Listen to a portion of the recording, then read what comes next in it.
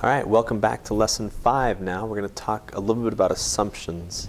This should be a fairly short video just to address some of the nuances that are involved when looking at assumption questions.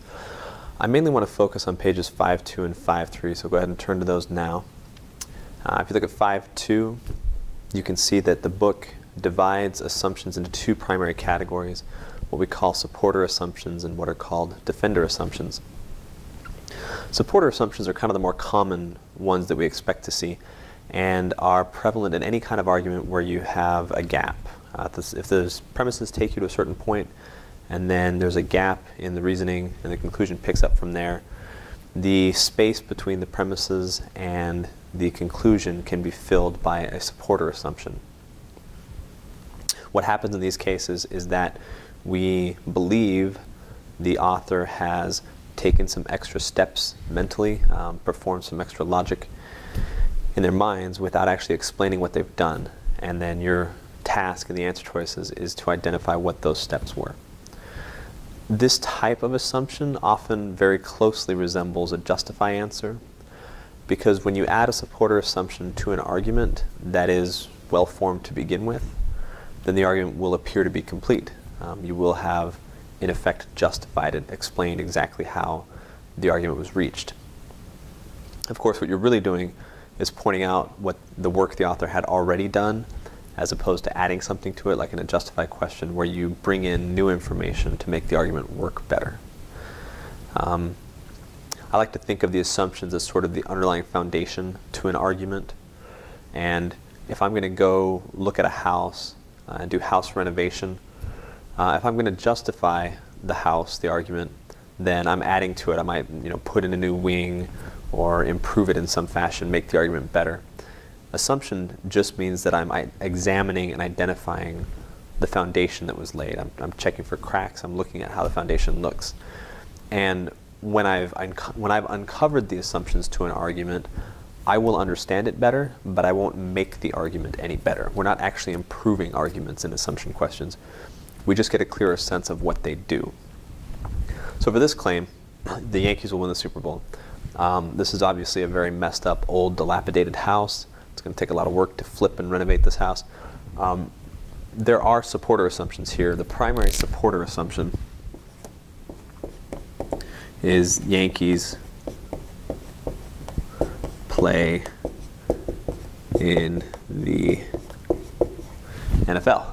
That's the main supporter assumption that has to be understood in order to understand how this argument was made. But once I know this, if I know that assumption and I figure out what the author was thinking, does that make me any more likely to agree with the author, to actually believe the Yankees are going to win? No, of course not. It doesn't improve the argument in any way. It just helps me understand how far off the author was. Bad arguments have bad assumptions, and figuring out what the assumptions are doesn't make the argument work better. It just helps you understand how they screwed up in the first place, where the argument went awry. Now this argument also, this claim, because it's specific, it also has what are called defender assumptions. And defender assumptions occur when the author stakes out a certain position and basically implicitly rules out all other positions. In this case, if I say the Yankees will win the Super Bowl, then I'm implicitly assuming that the 49ers will not win the Super Bowl. Personally, I think it's a lot more likely that the Niners will win this year. It kind of depends on how Crabtree's injury affects the receiving core and whether or not Kaepernick can continue to improve from last year. But all that aside, when I pick the Yankees, I'm ruling out the 49ers. I'm also ruling out the Packers, Bears, the Cowboys, and any other team you can think of. In addition, with the defender assumption, I'm ruling out other teams. I'm ruling out, let's say I'm ruling out the UT Longhorns. UT will not win the Super Bowl this year, or any other year for that matter. I'm ruling out the Pflugerville Panthers high school football team. They will not win.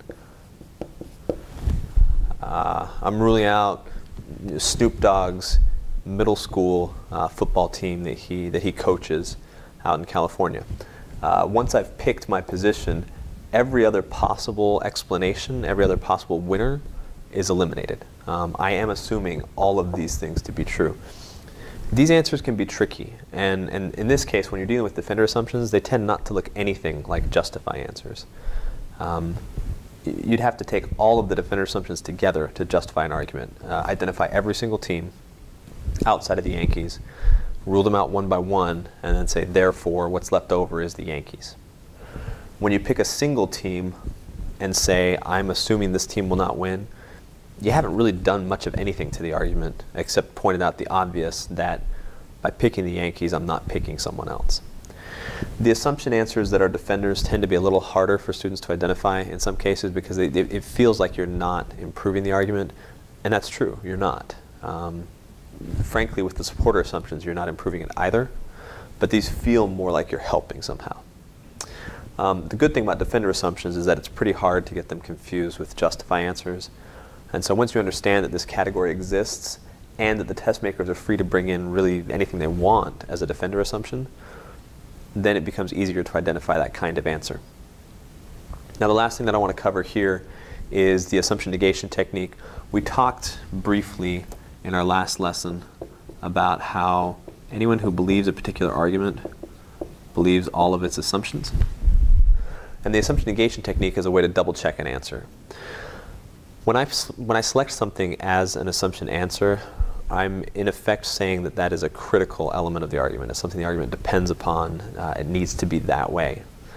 And there's a difference between something that helps the argument and something that the argument requires.